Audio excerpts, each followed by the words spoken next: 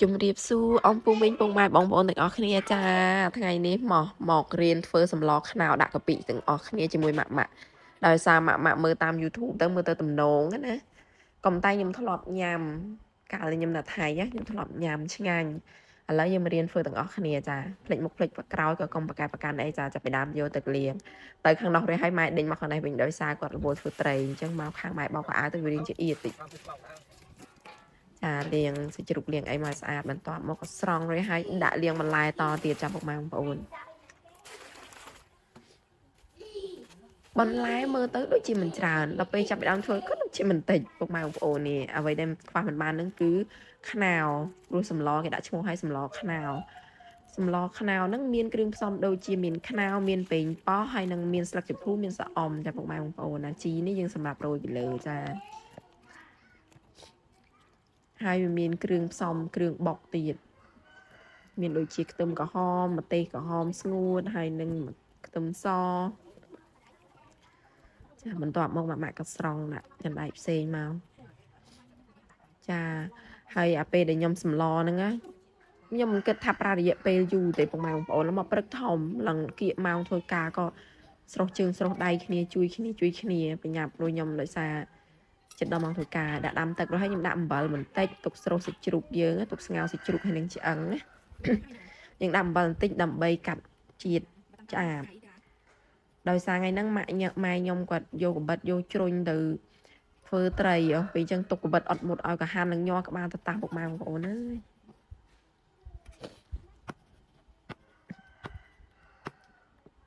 មើលអត់មុតទេកាប់ប៉ាំងឡើងចង់ខ្ទអស់ឲ្យខ្ទមហ្នឹងអានេះគេហៅម្ទេសអីគេទេម្ទេសក្រហមស្ងួតពុកម៉ែបងប្អូនយកមកត្រាំទឹកហើយទៅខ្ញុំយកមកហាន់ច្រាំមកល្អិតដាក់ដើម្បីឲ្យវាឃើញពណ៌ស្រស់ស្អាតណាក៏មិនតែងច្រាំតន់ហើយទេហើយក្មួយមកជួយច្រាំវិញតិចមកក្មួយឲ្យដល់ម៉ោងធ្វើការហើយខ្ញុំក៏មកហាន់ខ្នោហើយមានជ្រុញដូចខ្ញុំនិយាយចឹងជ្រុញនេះអញ្ចឹងខ្ញុំយកមកហាន់ស្រាងចឹងមកជាធម្មតារូបមន្តពិតគេហាន់រៀងធំជាងហ្នឹងរួចហើយគេដាំទឹកហើយគេស្ងោរហើយគេស្រង់ចេញសិនរួចហើយមកគេដាក់បំពងគ្រឿងហ្មងអីចឹងណាកំតានេះម៉ាក់ធ្វើកាត់ដោយសារវិគៀកមកធ្វើការហើយម្យ៉ាងទៀតឧបករណ៍យើងក៏វាខ្វះទៀតអញ្ចឹងហាន់ស្រាងចឹងមកបានដូចតែគ្នាទេចាព្រោះពេលវេលាយើងវិគៀកមកធ្វើការចាប់ពីដើមបុកគ្រឿងដាក់ខ្ទឹមសនិងម្ទេសក្រហមស្ងួតហ្នឹងបុកមកបើសិនតែស្នាប់ស្នូវិញឡើងខ្ទាស់ពឹងពេញហ្នឹងហ្មងចានោះក្មួយក៏ច្រាំទៅ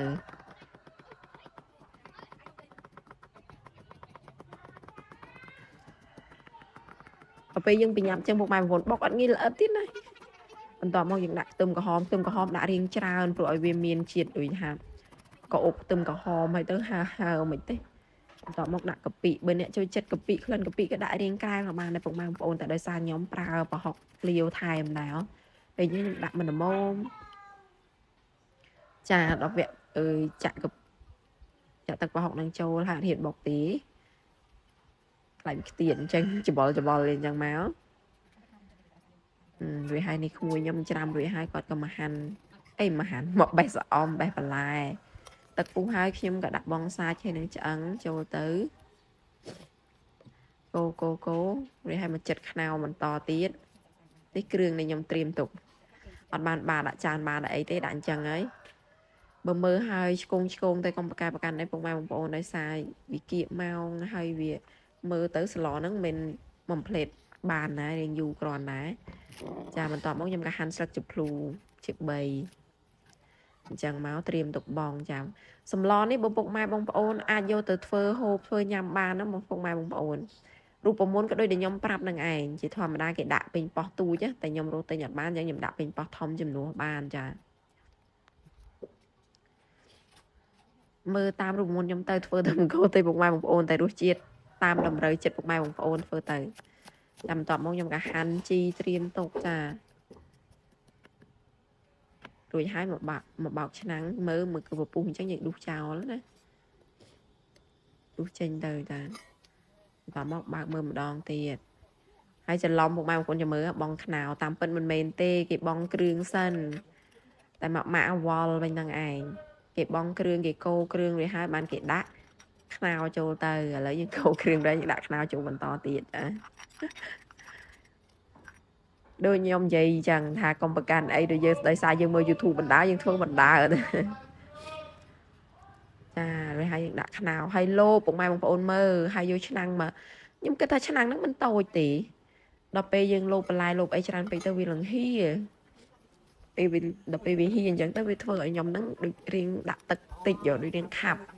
មើលឃើញឯងផ្លិចគ្រឿងនេះគ្រឿងភីកែងនេះគេយកទៅបុកជាមួយគ្រឿងដែលខ្ញុំបុកហ្នឹងណាតែដោយសារម៉ាក់ផ្លិចអញ្ចឹងមិនអីទេគ្រឿងហ្នឹងវាល្អិតស្រាប់ហើយយើងយកមកបង់ពីលើតាមក្រោយតាមហ្នឹងក៏បានដែរចាំមើលឃើញវាហីអត់ពុកម៉ែបងប្អូនហើយ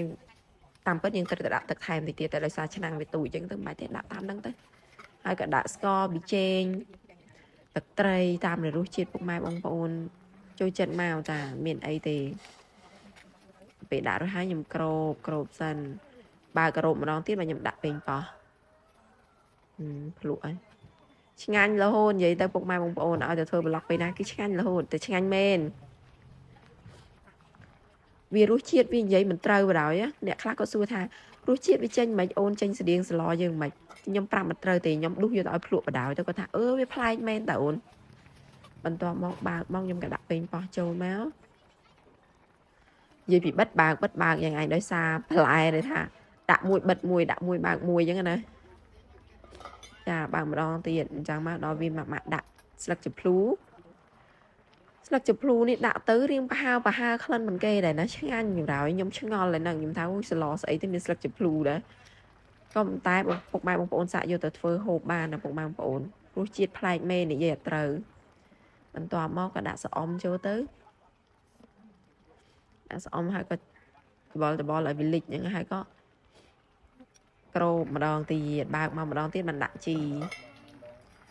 តែចង់ប្រាប់ពុកម៉ែបងប្អូនថាបានធ្វើឲ្យថតអាកន្លែងអង្គុយញ៉ាំទេដោយសារវាគៀកម៉ោងគេអីគ្រាន់តែដាក់រួចដុសភ្លក់បន្តិចដល់ម៉ោងងូតទឹកងូតអីទៅធ្វើការអញ្ចឹងណាទៅអត់បានអង្គុយភ្លក់ឲ្យមើលទេតែឆ្ងាញ់ដុសទៅឲ្យអ៊ីអ្នកគៀនទៀននឹងគាត់ថាឆ្ងាញ់អញ្ចឹងណាគាត់ញ៉ាំទៅគាត់ថារសជាតិប្លែកវាអូនចាំមើលគាត់ធ្វើហូបដែរគាត់ថាអញ្ចឹងទៀតណាដល់វាម៉ាក់ភ្លក់ឲ្យមើលក្តៅក៏ក្តៅ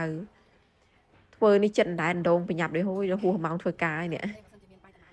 ចាឆ្ងាញ់មែនតាហើយក៏សូមអរគុណពុកម៉ែបងប្អូនទាំងអស់គ្នារាល់ការទស្សនាវីដេអូរបស់នាងខ្ញុំបើសិនជាមានកន្លែងណាខុសឆ្គងក៏សូមអធិស្ឋានអភ័យទោសផងចាជម្រាបលាបាយបាយ